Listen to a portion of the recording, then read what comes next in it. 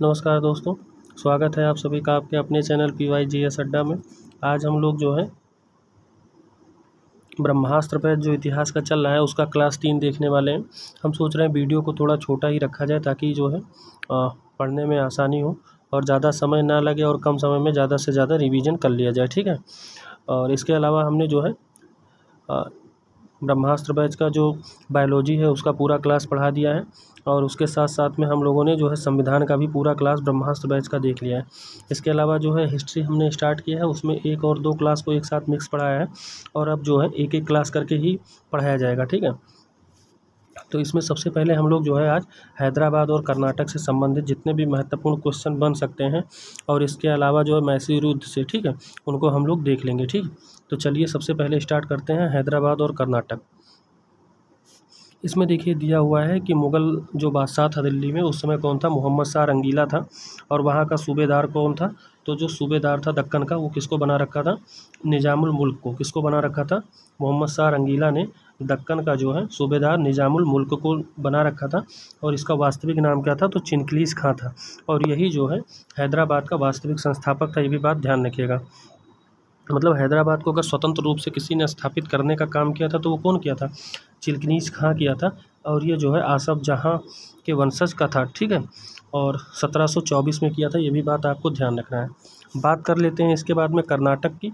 तो देखिए कर्नाटक की जो राजधानी थी वो अर्काट थी और जो इसका संस्थापक था वो सादत उल्ला खां था। क्या था, सादत उल्ला खां था। और बात करें कि उत्तराधिकार को लेकर जो युद्ध हुआ था कर्नाटक का वो 1746 से 63 तक हुआ था। इसके बाद में बात कर लें कि 1798 में हैदराबाद, ठीक है, फर्स्ट रियासत था जो सहायक संधि को स्वीकार किया था।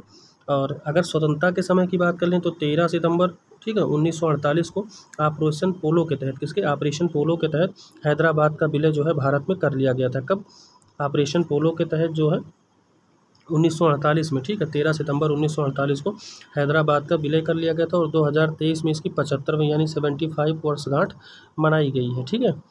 इसके बाद में अगर आगे थोड़ा सा बढ़ जाए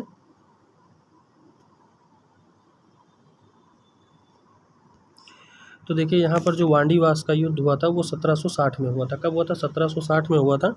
और इसमें जो है ब्रिटिश और फ्रांस इन दोनों लोगों ने युद्ध किया था और इसका नेतृत्व आयरकूट कर रहा था। कौन कर रहा था, आयरकूट कर रहा था। और अगर बात कर ले यहीं पर कि फ्रांस का नेतृत्व कौन कर रहा था, तो काउंट डी लाली कौन कर रहा था, आप सिर्फ लाली याद रखिए, काउंट डी लाली, ठीक है। क्या नाम था, काउंट डी लाली नाम था, ये भी आपको ध्यान रखना है। तो ब्रिटिश की तरफ से तो आयरकूट कर रहा था लेकिन इसकी तरफ से फ्रांस के काउंट डी लाली कर रहा था, ठीक है। और बात कर लें इसके बाद अवध की। तो देखिए अब इसके बाद अवध को पढ़ना थोड़ा अच्छे से ज़रूरी है। देखिए अवध में क्या हुआ था कि उस समय भी जो दिल्ली का बादशाह था वो कौन था, तो मोहम्मद शाह रंगीला ही था और उसने जो है फैज़ाबाद का जो है किसको नियुक्त कर रखा था, तो फैज़ाबाद का उस समय सूबेदार कौन था, सादत खां था। कौन था, सादत खां था। और लखनऊ का कौन था, आसफुद्दौला था, ठीक है। इसी आसफुद्दौला ने जो है बड़ा इमाम बाड़ा और इसके साथ साथ रूमी गेट का निर्माण करवाया था, ठीक है, रूमी दरवाज़ा का। और ये जो है UPPCS में क्वेश्चन पूछा भी गया है कि रूमी दरवाज़ा कहाँ स्थित है। और इसके साथ साथ स्थापत्य कला में इसमें जो मटेरियल्स, रॉ मटेरियल्स लगे हैं उनके बारे में पूछा जाता है कि कहाँ से लाए गए हैं, ठीक है। तो ये भी आप जो है ध्यान रखिएगा।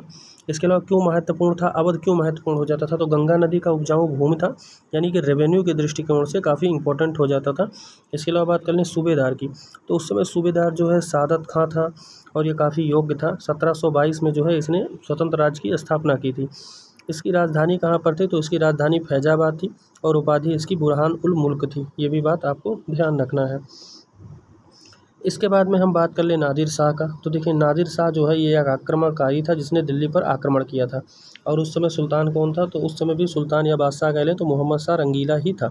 और अवध में कौन सत्ता पर स्थापित था, तो सादत खां था 1722 में। इसी ने नादिर शाह को दिल्ली बुलाने का काम किया था, ठीक है, 1739 में। और सादत खां ने डर से क्या कर लिया था, तो सादत खां डर के मारे जो है आत्महत्या कर लिया था, ठीक है। इसके बाद बात कर लें सादत खां के बाद सफ्दरगंज या आसफुद्दौला या शुजाउद्दौला, ठीक है, ये जो है अवध के नवाब और मुग़लों के वजीर होंगे ऐसा कहा गया, ठीक है। बात करें शुजाउद्दौला की तो 1764 में बक्सर का युद्ध। कब, 1764 में बक्सर का युद्ध। अगर डेट की बात करें तो ये हमारा 22 अक्टूबर हो जाएगा। क्या हो जाएगा, 22 अक्टूबर, ध्यान रखिएगा 22 अक्टूबर, कभी कभी डेट सहित पूछ लेता है तो आप ध्यान रखिएगा, 22 अक्टूबर 1764 को बक्सर का युद्ध हुआ था। ठीक है, और बात कर लें तो इसमें बक्सर के युद्ध में जो अंग्रेज़ों की तरफ से नेतृत्व किया था वो हेक्टर मुनरो ने किया था। किसने किया था? हेक्टर मुनरो ने किया था, ये भी बात आपको ध्यान रखना है, हेक्टर मुनरो। ऐसे कभी कभी पूछ लेता है प्लासी का युद्ध कब हुआ था, ये भी आप थोड़ा यहीं पर देख लीजिए। प्लासी का युद्ध जो है 23 जून को हुआ था। कब हुआ था? 23 जून 1757 को हुआ था। क्या? प्लासी का युद्ध हुआ था, और इसमें नेतृत्व क्लाइव ने किया था। किसने किया था? क्लाइव ने किया था। ठीक है, इसके बाद में फिर हमारा आ जाता है सुजाउद्दौला जो है बक्सर का युद्ध, हमने बता दिया 22 अक्टूबर को हुआ था।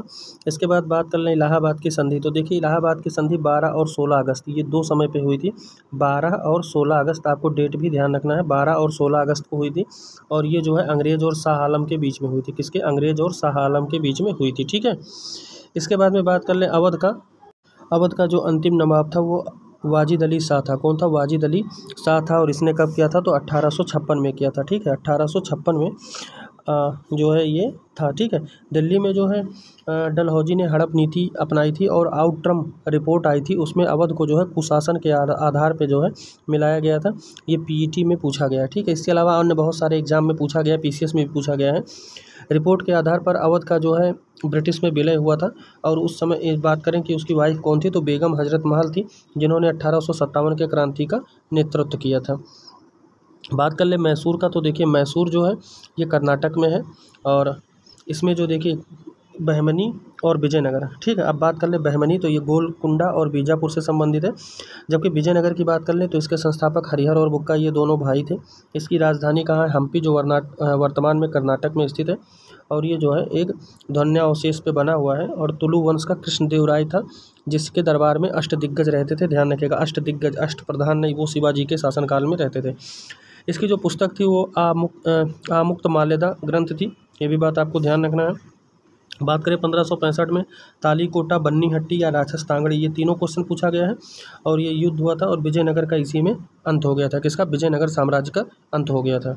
इसके बाद में फिर बात कर लें, विजयनगर साम्राज्य का अंत हुआ, और ये जो है अवशेष पर बना है। इसके बाद में वाडियार वंश, मैसूर में अंतिम जो होता वो वाडियार वंश का शासक चिक्का कृष्ण राज था। ध्यान रखिएगा, और इसमें एक सिपाही था जिसका नाम हैदर अली था। अब यहीं से मैसूर युद्ध की जो है स्टार्टिंग हो जाएगी, और इसके दो मंत्री थे, इन दोनों मंत्रियों का नाम पूछा हुआ है, नंदराज और देवराज। ठीक है, इसके बाद में बात कर लें हैदर अली, ये 1761 में आधुनिक मैसूर का संस्थापक माना जाता है। किसका? आधुनिक मैसूर का संस्थापक माना जाता है। अब यहाँ पर देखिए जो है सप्तवर्षीय युद्ध, ये 1765 से 63 तक चला था। बाकी इसको भी डायग्राम के माध्यम से यहाँ पर देख लीजिए, और नीचे हम लोग चलते हैं, ये हमारे लिए काफ़ी इंपॉर्टेंट है, यहाँ से हमारे लिए बहुत इंपॉर्टेंट हो जाता है। तो देखिए इसमें हम लोग एक एक करके शुरुआत करेंगे। सबसे पहले हमारा दिया हुआ है पहला मैसूर युद्ध 1767 से 69 तक हुआ था, और इसमें हैदर अली जो है वो मैसूर की तरफ से लड़ रहा था, और वो जीत गया था। ठीक है, और ब्रिटिश हार गए थे। युद्ध विराम की जो विराम हुआ था, ये मद्रास की संधि से हुआ था। कब? मद्रास की संधि से। और बात करें मद्रास की संधि कब हुई थी, तो 1769 में हुई थी। कब हुई थी? 1769 में हुई थी। और इस समय जो है हैदर अली तो जीत गया था, लेकिन जो अंग्रेज़ों की तरफ से था वो बेरेलस्ट था। कौन था? बेरेलस्ट, ध्यान रखिएगा। तो ये बेरेलस्ट जो है इसी ने संधि की थी 4 अप्रैल को। ध्यान रखिएगा, डेट भी अगर बात करें तो 4 अप्रैल 1769 को था। ठीक है, इसके बाद में हम लोग दूसरे तरफ चलते हैं। तो जो दूसरा आंग्ल मैसूर युद्ध हुआ था वो 1780 से 84 तक हुआ था, और इसी में 1782 में हैदर अली की मृत्यु हो गई थी। टीपू सुल्तान जो है इसमें युद्ध करता रहा, और अंत में इसको जो है मंगलौर की संधि करनी पड़ी थी। किसकी? मंगलौर की संधि करनी पड़ी थी। और अगर बात कर लें तो इसी में 2 और इम्पोर्टेंट युद्ध हुए थे, और देखिए इसका नेतृत्व कौन कर रहा था, तो वारेन हेस्टिंग्स कर रहा था। कौन? वारेन हेस्टिंग्स कर रहा था द्वितीय आंग्ल मैसूर युद्ध की। लेकिन अगर बात कर लें इसमें, तो देखिए इसमें द्वितीय आंग्ल मैसूर युद्ध में एक पोर्ट नोवा का युद्ध हुआ था। कौन सा हुआ था? देखिए द्वितीय आंग्ल मैसूर की अगर संबंधित बात करें तो यहाँ पर पोर्ट नोवा का युद्ध कभी कभी पूछता है। ये पोर्ट नोवा का युद्ध जो है ये जो है 1781 में हुआ था। कब हुआ था? 1781 में हुआ था। और हेक्टर मुनरो, कौन? हेक्टर मुनरो था। एक तरफ हेक्टर मुनरो था, और दूसरी तरफ कौन था? तो टीपू और हैदर थे। इसी में हैदर की मृत्यु हो गई थी। ठीक है, और इसी में एक युद्ध और काफ़ी इंपॉर्टेंट हुआ था, जिसका नाम है पोलीलूर का युद्ध। क्या नाम है? पोलीलूर का युद्ध। ध्यान रखिएगा, पोलीलूर का युद्ध, ये भी द्वितीय आंग्ल मैसूर युद्ध के समय हुआ था। ये कब हुआ था? 1780 में हुआ था, और ये टीपू और अंग्रेज़ों के बीच में हुआ था। किसके? टीपू और अंग्रेज़ के बीच में हुआ था। इसमें भी अंग्रेज़ क्या हुए थे? हार गए थे, और टीपू जीत गया था। तो ये रहा हमारा द्वितीय मैसूर युद्ध से संबंधित कुछ इंपॉर्टेंट बातें। इसके बाद में हम लोग चलते हैं तीसरे आंग्ल मैसूर युद्ध की तरफ। जो हमारा तीसरा आंग्ल मैसूर युद्ध हुआ था वो 1790 से 92 तक हुआ था, ठीक है। और इसमें टीपू सुल्तान जो है क्या हुआ था, श्रीरंगपट्टनम की संधि किया था। किसकी? श्रीरंगपट्टनम की संधि किया था। और ये कब किया था? तो ये 1792 में किया था। ये भी बात आप ध्यान रखिएगा, ठीक है। और इसमें टीपू सुल्तान हार गया था, इसी की वजह से उसको जो है अपना आधा राज्य ब्रिटिश शासक को देना पड़ा था, ठीक है। और बात करें कि उस समय जो है कौन था, तो लॉर्ड कॉर्नवालिस था। कौन था? तृतीय आंग्ल मैसूर के समय में कॉर्नवालिस था। आप लोग यहाँ पर जो है ध्यान मत दीजिएगा, सुन लीजिएगा, कॉर्नवालिस था, ठीक है। इसके बाद में फिर बात कर लें चौथे आंग्ल मैसूर युद्ध में। ये जो है 1796 से 99 तक। आप 1799 ध्यान रखिए, क्योंकि वो डायरेक्ट पूछता है कि मृत्यु कब हुई थी, तो 1799 में हुई थी, ठीक है। और इसमें कौन था, तो इसमें जो है बेलेजली के साथ साथ में एक था स्टुअर्ट नाम था। क्या नाम था? स्टुअर्ट नाम था। ये भी आपको ध्यान रखना है, स्टुअर्ट, ठीक है, स्टुअर्ट था। तो ये भी जो है बेलेजली के साथ साथ युद्ध किया था 1799 में। और इसी में कहा गया था पूरब का साम्राज्य आज मेरे कदमों में पड़ा हुआ है। इसके बाद बात कर लें टीपू सुल्तान से संबंधित कुछ इंपॉर्टेंट। तो देखिए, हैदर अली का पुत्र था। फ्रांस की क्रांति से प्रभावित होकर इसने जैकोबियन क्लब का जो है स्थापना किया था और उसका सदस्य भी था। ट्री ऑफ लिबर्टी यानी स्वतंत्रता का जो वृक्ष था उसकी इसने स्थापना की थी श्रीरंगपट्टनम में। भेड़ की तरह लंबी ज़िंदगी जीने से अच्छा शेर की तरह एक दिन जीना इसके लिए इसने बेहतर बताया। तो ये इसका स्टेटमेंट था। और इसने नौसेना का प्रयास किया था। मतलब ये काफ़ी जो है अच्छा योग्य शासक था, ऐसा हम कह सकते हैं। और इसके बाद में अगर बात करें तो नए जो इसके विचार थे, नवाचार, नए नए इन्वेंशन करने की, तो माप तौल की नई पद्धति इसने, कैलेंडर प्रणाली, विदेश में राजदूत भेजने का प्रारंभ, सिक्का ढलाई और इसके साथ साथ रॉकेट निर्माण का भी प्रयास किया था। सोचिए, रॉकेट निर्माण तक का इसने सोच लिया था, ठीक है। तो ये काफ़ी जो है योग्य शासक था। यहाँ पर कुछ क्वेश्चन और बनते हैं, जैसे अंबूर का युद्ध कभी कभी पूछा जाता है। अंबूर का युद्ध कब हुआ था? तो ये हुआ था 1749 में। कब हुआ था? 1749 में हुआ था। और इसमें जो है मुजफ्फर जंग, चंदा साहब और फ्रांसीसी एक तरफ थे। कौन कौन? मुजफ्फर जंग थे, ध्यान रखिएगा, मुजफ्फर जंग, ठीक है। चंदा साहब और फ्रांसीसी ये एक तरफ थे। और एक तरफ जो है अनवरुद्दीन की सेना थी। किसकी थी? अनवरुद्दीन की सेना थी। तो ये हार गया था और इनकी सेना जीत गई थी, ठीक है। तो ये पूछ लेता है। इसके बाद में आगे अगर बात कर लें खरदा का युद्ध। किसका? खरदा का युद्ध। तो ये हमारा हुआ था 1795 में। इसमें निजाम और मराठों के बीच हुआ था। किसके? निजाम और मराठों के बीच में। तो इसमें जो मराठे थे वो जीत गए थे, ठीक है। मराठों के बीच में मराठे जीत गए थे, निजाम हार गए थे। ये भी आपको ध्यान रखना है। इसके अलावा बात कर लें 1760 में वांडीवास, हमने बता ही दिया। इसमें फ्रांसीसी सेना का नेतृत्व काउंट डी लाली कर रहा था और अंग्रेज़ों का आयर कूट कर रहा था, ठीक है। इसके बाद में फिर एक आ जाता है जो है हमारा चिलियामा का युद्ध। किसका? चिलियामा का युद्ध। ये भी कई बार एग्जाम में पूछ लिया गया है। कौन सा? चिलियामा का युद्ध, ठीक है। चिलियामा का युद्ध जो है ये 1849 में हुआ था। कब हुआ था? 1849 में हुआ था। और इसमें अंग्रेज़ों की तरफ से कौन कर रहा था? तो लॉर्ड गॉफ कर रहा था। कौन कर रहा था? गॉफ कर रहा था, आप इतना ध्यान रख लीजिएगा। और सिखों की तरफ से शेर सिंह लड़ रहे थे, ठीक है, शेर सिंह। और ये अनिर्णित, मतलब इसमें कोई वो नहीं निकला था, ठीक है, अनिर्णित रहा था। और जो इसका अंग्रेज़ का गवर्नर था वो कौन था? तो डलहौजी था। और ये कब हुआ था? तो देखिए यही इंपॉर्टेंट है, 13 जनवरी को। कब? 13 जनवरी 1849 को हुआ था, ठीक है। तो ये हमारे कुछ इंपॉर्टेंट युद्ध थे जो हमने बता दिया। बाकी जो है कल हम लोग एक नए क्लास में मराठा साम्राज्य से संबंधित लेकर उपस्थित होंगे। तब तक के लिए बहुत बहुत धन्यवाद। जय हिंद, वंदे मातरम।